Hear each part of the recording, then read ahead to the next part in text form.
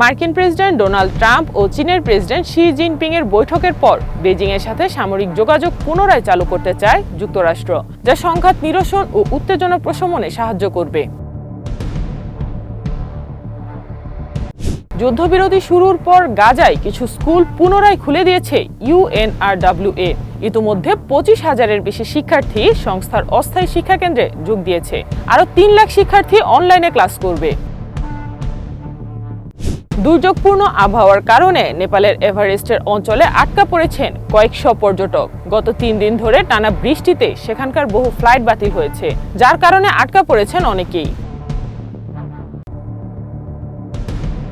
নয়াদিল্লি থেকেও পাসপোর্ট সূচকে এগিয়ে রয়েছে রুয়ান্ডা, ঘানা ও আজারবাইজানের মতো দুর্বল অর্থনীতির দেশ। ভারত গত বছরের তুলনায় 5 ধাপ পিছিয়ে 85তম স্থানে নেমে এসেছে। সূচকে শীর্ষ অবস্থান করছে সিঙ্গাপুর। সিরিয়ার প্রেসিডেন্ট আহমেদ আল শারা যুক্তরাষ্ট্রের রাজধানী ওয়াশিংটন সফর করবেন। হোয়াইট হাউসের এক কর্মকর্তা জানিয়েছেন, এই সফর আগামী 10 নভেম্বরের কাছাকাছি সময়ে অনুষ্ঠিত হবে।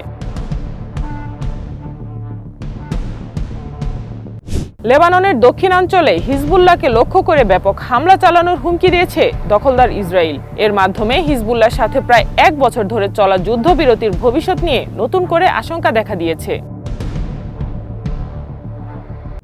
ইউক্রেনের পূর্বাঞ্চলীয় শহর পোক্রোভস্কে বিশেষ বাহিনী মোতায়েন করেছে। শহরটি রাশিয়ার হাজার হাজার সৈন্যের তীব্র আক্রমণের চাপের মধ্যে রয়েছে।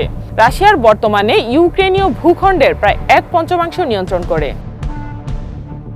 মার্কিন প্রেসিডেন্ট ডোনাল্ড ট্রাম্পের প্রশাসনের তীব্র সমালোচনা করেছেন দেশটির সাবেক প্রেসিডেন্ট বারাক ওবামা। তিনি সতর্ক করে বলেছেন, ট্রাম্পের কারণে দেশ অন্ধকারে রয়েছে।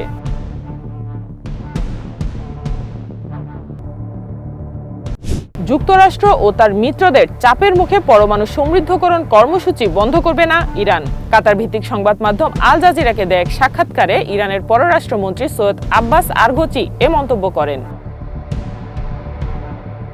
মেক্সিকোর উত্তর পশ্চিমাঞ্চলীয় হারমোসিলো শহরের একটি ডিসকাউন্ট স্টোরে ভয়াবহ অগ্নিকাণ্ডে শিশুসহ অন্তত 23 জনের মৃত্যু হয়েছে। দুর্ঘটনাটি বৈদ্যুতিক ত্রুটিজনিত হতে পারে বলে স্থানীয় সংবাদ মাধ্যমে জানানো হয়েছে।